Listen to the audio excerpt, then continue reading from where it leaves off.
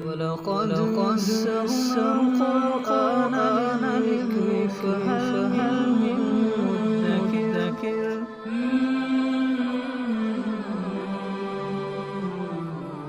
سورہ انعام آیت نمبر 46۔ اعوذ باللہ من الشیطان الرجیم، بسم اللہ الرحمن الرحیم۔ قل ارأیتم ان اخذ اللہ سمعکم وابصارکم وختم علی قلوبکم من الہ غیر اللہ یأتیکم بہ انظر کیف نصرف الآیات ثم هم یصدفون۔ مشرکین مکہ سے خطاب چل رہا ہے سابقہ چند آیات سے، اور یہ بھی آپ حضرات کے ذہن میں رہنا چاہیے کہ وہ لوگ نت نئے مطالبے معجزات کے دکھانے کے کرتے رہتے تھے، اور ایسا بھی نہیں ہے کہ ان کے کسی مطالبے کو بھی پورا نہ کیا گیا ہو، کئی ان کے مطالبے پورے کیے گئے، جن میں سے شق قمر بھی تھا کہ جی آپ چاند توڑ کر دکھائیں، تو یہ ان کے مطالبے کو ہی مانا گیا تھا، لیکن ان کے مطالبے بڑھتے جا رہے تھے، اور ظاہری بات ہے جس سے صاف واضح ہو رہا تھا، اللہ تعالیٰ تو ویسے دلوں کے بھید کو جانتے ہیں کہ یہ صرف عناد اور ضد کی وجہ سے کر رہے ہیں، ماننا ان لوگوں نے نہیں ہے۔ جن لوگوں نے ماننا تھا تو انہوں نے تو کوئی مطالبہ نہیں کیا تھا معجزات دکھانے کا، وہ تو بغیر معجزات کے دیکھے ہی صرف آپ علیہ السلام کے اعلان پر ہی وہ لوگ ایمان لے آئے تھے۔ تو ارشاد فرمایا، قل اے نبی صلی اللہ علیہ وسلم آپ کہہ دیجئے، ارأیتم کہ بھلا تم بتاؤ اے کافرو، اے مشرکین، ان اخذ اللہ سمعکم و ابصارکم، اگر اللہ تعالیٰ تمہارے کانوں کی سننے کی طاقت کو ختم کر دیں، و ابصارکم اور تمہاری آنکھیں تم سے چھین لیں، و ختم علی قلوبکم تمہارے دلوں پر مہر لگا دیں، من الہ غیر اللہ تو اللہ کے علاوہ کون الہ ہے، یأتیکم بھی جو تمہیں یہ چیزیں لا کر دے گا۔ یہ ساری نعمتیں اللہ نے دی ہیں، تو ان مشرکین ہی سے پوچھیں کہ اگر اللہ تعالیٰ یہ ساری نعمتیں تم سے واپس لے لے تو بتاؤ تمہارے بتوں میں سے جن کو سجدے کر رہے ہو کون تمہیں لا کر دے گا۔ یہ خود بتائیں گے کہ اللہ کے علاوہ کوئی بھی ہمیں یہ نعمتیں واپس نہیں دے سکتا، اللہ ہی نے دی ہیں، وہی لے سکتا ہے اور وہی دوبارہ دے سکتا ہے، نہ ان بتوں نے دی ہے، نہ یہ لے سکتے ہیں، نہ یہ دے سکتے ہیں۔ انظر کیف نصرف الآیات، دیکھیے کیسے ہم دلائل کو گھما گھما کر، یعنی مختلف زاویوں سے، کیسے ہم دلائل کو مختلف زاویوں سے ان کے سامنے رکھ رہے ہیں، ثم ہم یصدفون، یہ لوگ پھر بھی منہ موڑتے ہیں، اعراض کر رہے ہیں، توجہ نہیں کر رہے۔ قل ارائیتم آپ کہہ دیجئے بھلا تم بتاؤ، ان اتاکم عذاب اللہ اگر تم پر اللہ کا عذاب آ جائے، بغتتاً اچانک، او جہرتاً یا اعلان کر کے، یعنی پہلے بتا دیا جائے اور پھر اللہ کا عذاب آ جائے، هل یہلک الا القوم الظالمون تو کیا سوائے ظالموں کے اور کوئی ہلاک ہوگا؟ یعنی انہیں یہ بھی آپ سمجھائیں کہ اگر تمہاری شرارتوں کی وجہ سے عذاب آئے گا تو تم سب مارے جاؤ گے، تم ظالم پکڑے جاؤ گے، اور جو مسلمان ہوں گے وہ بچ جائیں گے۔ تم اپنی ہلاکت کی طرف بڑھ رہے ہو اور تم ہی ہلاک ہو گے، بقیہ مسلمان اس سے محفوظ رہیں گے۔ یہ نہ سمجھو کہ تم پر کوئی ایسا عذاب آئے گا کہ جس کے اندر مسلمان بھی بیچ میں آ جائیں گے، ایسا نہیں ہوگا۔ وما نرسل المرسلین، ہم نے جتنے بھی رسولوں کو بھیجا، الا مبشرین و منذرین، ان کو خوشخبری دینے والا، و منذرین اور ڈرانے والا بنا کر بھیجا ہے، یعنی وہ وعظ و نصیحت کے لیے تشریف لاتے ہیں، لوگوں کے مطالبے پورے کرنے کے لیے تھوڑی آتے ہیں۔ فمن آمن و اصلح، پھر جو شخص ایمان لایا، و اصلح اور اپنی اصلاح کر لی، فلا خوف علیہم، نہ ان پر کوئی خوف ہوگا، ولا هم یحزنون، نہ وہ غمگین ہوں گے، یعنی اللہ تعالیٰ اس کے بدلے میں پھر ان کو وہ مقام عطا فرمائے گا، وہ مہمان خانہ اور جنت دے گا کہ جہاں نہ خوف ہوگا نہ غم ہوگا۔ خوف آئندہ چیزوں کا ہوتا ہے اور غم سابقہ چیزوں کو ہوتا ہے، جو چیزیں جو انسان کے نقصانات ہوئے ہوتے ہیں ان پر غم ہوتا ہے، اور آنے والے مصائب کا اندیشہ اور خوف ہوتا ہے۔ تو جنت میں نہ کوئی اندیشہ ہوگا اور نہ سابقہ کی کسی نقصان کا غم ہوگا. غم نامی تکلیف نامی وہاں چیز ہی نہیں. اللہ تعالیٰ وہ سارے نقصانات بھلا دے گا، وہ ساری غم کی چیزیں ختم کر دے گا جس کی وجہ سے انسان پریشان ہوتا ہے. یعنی سافٹ ویئر ہی اپڈیٹ کر دیا جائے گا، یعنی اس کے سافٹ ویئر میں سے وہ ساری چیزیں نکال دی جائیں گی جس کی وجہ سے کسی بھی طرح کی انسان کو تکلیف آ سکتی.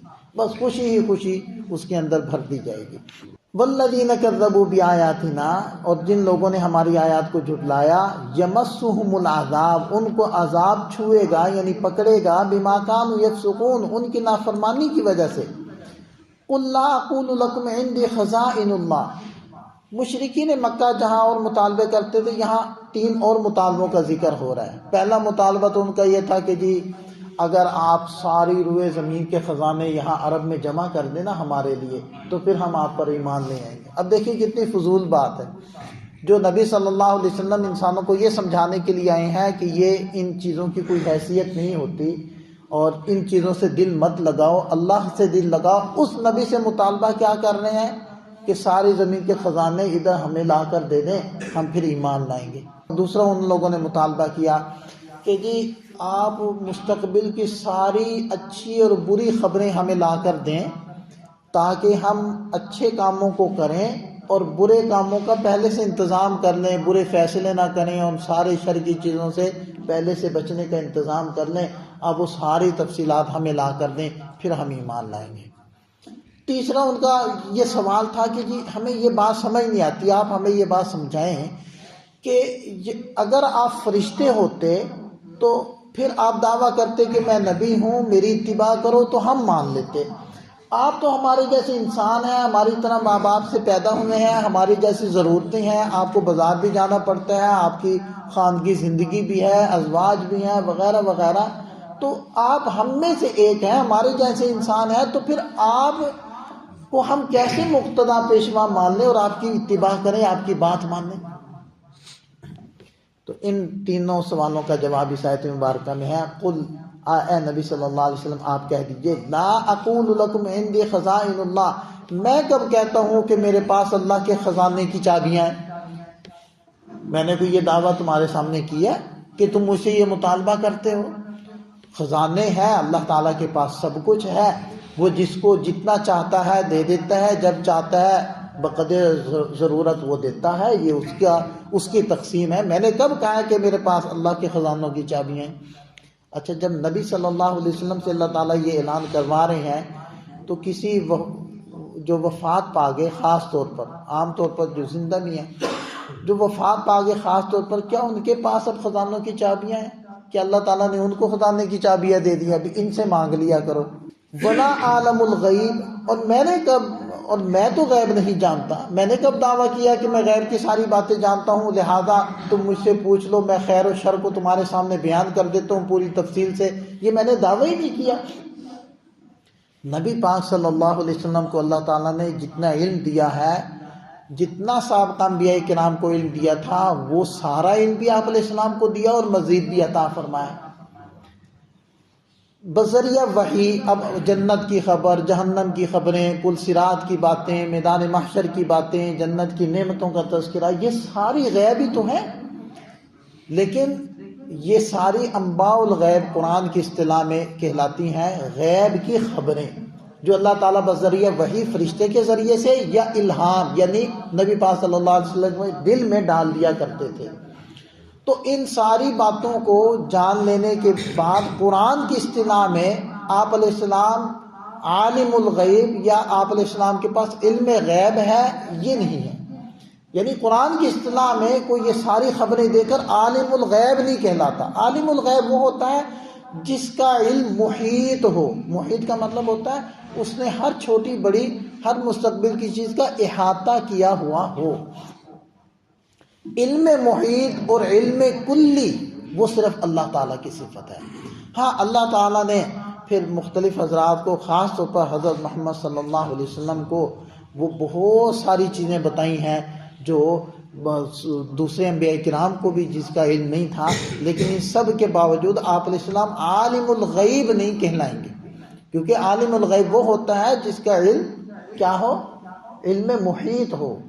اور جس کے پاس علم کلی ہو اور جس کا علم ذاتی ہو، عطائی نہ ہو، یہ اللہ تعالیٰ کا عطا کردہ ہے۔ اللہ تعالیٰ کا علم ذاتی ہے، اپنا ہے، علم حضوری ہے، کسبی نہیں ہے۔ ہم سب کے علوم کسبی ہیں، یعنی ہم محنت کر کے حاصل کرتے ہیں۔ اللہ تعالیٰ کا علم حضوری ہے، یعنی ہر وقت موجود ہے، وہ کبھی غائب نہیں ہوتا۔ ہم تم وقت کے ساتھ ساتھ چیزیں یاد کرتے رہتے ہیں، سمجھتے رہتے ہیں اور بہت ساری چیزوں کو بھولتے بھی رہتے ہیں، تو یہ فرق ہے۔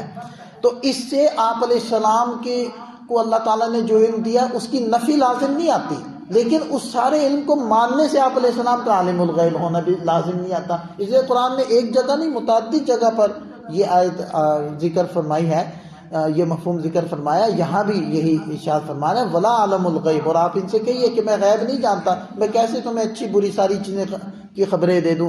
ولا اقول لکم انی ملک، اور میں نے کب دعویٰ کیا ہے کہ میں فرشتہ ہوں، کہ تمہیں اعتراض ہو رہا ہے کہ جی آپ تو کہتے ہو آپ فرشتہ ہو، حالانکہ ہمیں تو آپ فرشتے نہیں نظر آ رہے کیونکہ آپ کی تو ضروریات ہیں، میں نے تو یہ دعویٰ ہی نہیں کیا۔ ہاں حقیقت کیا ہے، ان اتبع الا ما یوحی الی، میں تو اتباع کرتا ہوں اس کی جو میری طرف وحی کیا جاتا ہے۔ میں نبی ہوں، اللہ نے تمہیں میں سے میرا انتخاب کیا ہے، مجھے وحی کے ساتھ مختص کیا ہے، میری طرف اللہ تعالیٰ وحی بھیجتے، میں بھی اس کو مانتا ہوں، اور جو میرے ماننے والے ہیں وہ بھی اس کے اوپر چلیں گے۔ قل هل يستوي الاعمى والبصير، آپ کہہ دیجئے کہ کیا اندھے اور دیکھنے والے برابر ہو سکتے ہیں؟ افلا تتفکرون، کیا تم لوگ سوچتے نہیں ہو؟ تو یہ حقیقت واضح کر دی، اور یہ بھی واضح کر دیا کہ نبی پاک صلی اللہ علیہ وسلم کی حیثیت کیا ہے، کہ تمہارے بالکل انسان ہے لیکن اللہ تعالیٰ نے وحی کے لیے آپ علیہ السلام کے انتخاب کر لیا، لہذا صفات اور مرتبے اور حیثیت کے اعتبار سے کوئی بھی انسان آپ علیہ السلام کے برابر نہیں ہو سکتا۔ بعد از خدا بزرگ توئی قصہ مختصر، یہ ہے حقیقت۔ لیکن یہ بھی سمجھنا ہے بعد از خدا بزرگ توئی، لیکن سمجھنا یہ ہے بعد از خدا، اللہ کے بعد آپ سب سے بڑے، اللہ کے برابر نہیں کرنا، بس یہ ہے۔ آپ علیہ السلام نے فرمایا نا کہ ایسے مت کرنا، ایسے مجھے بڑھاوا مت دینا جیسے نصارہ نے حضرت عیسیٰ علیہ السلام کو دیا، کہ ان کو خدا یا خدا کا بیٹا کہنے لگے، ایسا بڑھاوا مت دینا۔ تو ہم بزرگ تر مانتے ہیں، سب سے فضیلت والے ہستی مانتے ہیں، لیکن بعد از خدا، اللہ کی ذات کے بعد۔ اللہ تعالیٰ ہمیں سمجھ عطا فرمائے۔